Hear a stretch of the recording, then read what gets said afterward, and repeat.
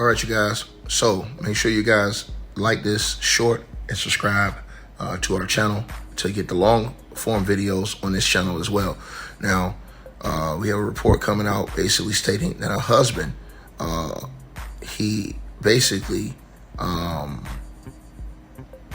found single drop of blood leading to the discovery of his wife's remains in a toolbox after having been stabbed more than 90 times. Now, this story is unbelievable, you guys. A man is set to spend the rest of his life inside of a prison for stabbing a woman in Virginia more than 90 times and then packing her remains in a toolbox. A man by the name of Hagen Lawrence Roberts, 41 years old, was sentenced to life in prison plus 5 years.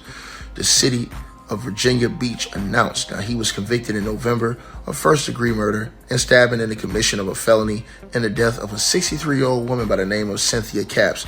Now, prosecutors recounted that on October the 8th, 2020, Capps' husband called 911 and told them that he had taken a shower, and when he came out, he was unable to find his wife. When he searched around the home and discovered a single drop of blood on the kitchen floor, he decided to call the police. Officers with Virginia Beach Police Department responded to the home and investigated, and they were told that Capps and her husband rented a room in their home to Roberts, and when they tried to enter his bedroom, they noticed it was locked. The cops breached the door and found Roberts lying on his bed. The police department said, finding that he appeared to be wet from recently taking a shower and had a cut on his right hand, and that it was wrapped in a black bandana. As officers continued to search the property, they discovered bloodstains in the backyard.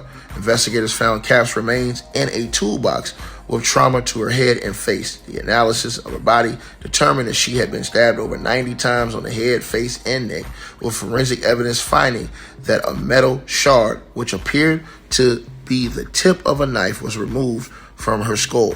Now, inside Robert's room, officers found a black folding knife with a broken tip covered in dried blood, as well as blood-covered clothes in the outside trash can and bloodstains throughout the house. The metal shard was also found to be a direct match to the folding knife found in the room. Now, DNA from both Capps and Roberts was found on the knife, the clothing, and in the bloodstains. Prosecutors added that Roberts was arrested, though he maintained his innocence.